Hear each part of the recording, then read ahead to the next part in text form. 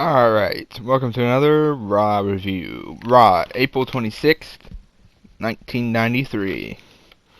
We got a decent intro bit where McMahon explains what's going to happen on the night. And we start out with Damian DeMento versus Mr. Perfect. Strikes look good, and they knock out the cameraman in this. Apparently there's a spot for that, and that's a win. That I did not see that coming, and I freaking loved it. Damian DeMento hears voices in his head, apparently. Finishers are finishers, which is always a win for me. And this match was pretty good. Wasn't long. It was... had solid moves throughout and strikes. Didn't look like this flippy dippy shit nowadays. It looks so fake. And it was fun.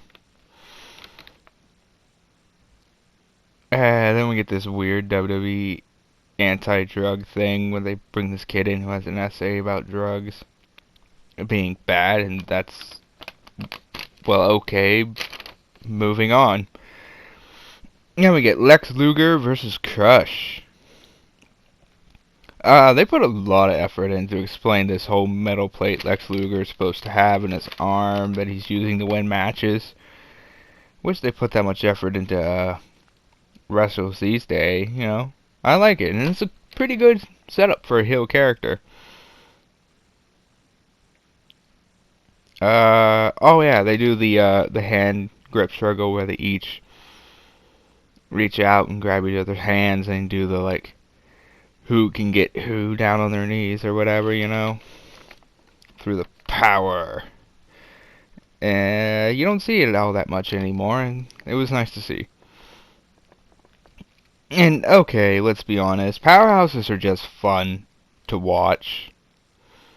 Like, really fun. You know, slam moves just look so good.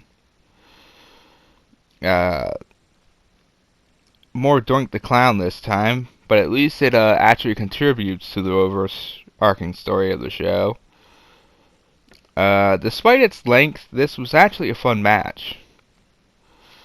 Then we get Mr. Hughes versus Jason Knight. And I'm gonna be honest, Mr. Hughes looks so familiar to me for some reason. I swear I've seen him somewhere before. And, you know, it's a good thing to see powerhouses once again being powerhouses. Solid throughout the night, they keep with that. It's a squash, but it's a squash match, but it's pretty okay. The commentary was a little weird. We get a Smoking Guns video promo. Following that, it was alright. Real short, though. I would have liked to have seen more from them. Then we get a Shawn Michaels in-ring interview. And he says, New York is the armpit of the nation. And I just, wow, Shawn. Just wow. Shawn Michaels is alright on the mic during this interview. I've seen better from Shawn, though. And we get a recap of Shawn Michaels jumping Mr. Perfect on that Superstar show. And a decent end to the interview. We get a Tatanka and Bam Bam recap after that, which is pretty good. Then we get Typhoon versus Von Kruss. And Hacksaw Jim Duggan for some reason calls in during this match, and I honestly don't know what that has to do with the match or the two stars in the ring. And it's a quick match. We end with a Bobby the Brain promo. And throughout the entire night, they're teasing this, like, this couple that's going to propose live on Raw. And I honestly thought it was some sort of gag, like they weren't, like they were joking. But they seriously do the whole proposal thing, and lucky bastards. This was a pretty good Raw, to be honest. I'd watch it again.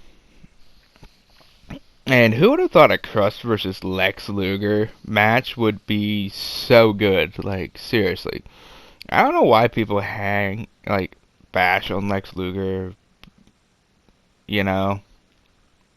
about just being big muscle man who doesn't have good matches, but because him and Crush had a hell of a match in this episode of Raw. Not really a whole lot to talk about other than that. We get an Intercontinental Championship match next episode of Raw, though, and they did a good job setting it up. Alright. So ends this review. Thanks for watching this. When you do, subscribe if you want, and don't forget to give yourselves a big thumbs up. Goodbye, everybody.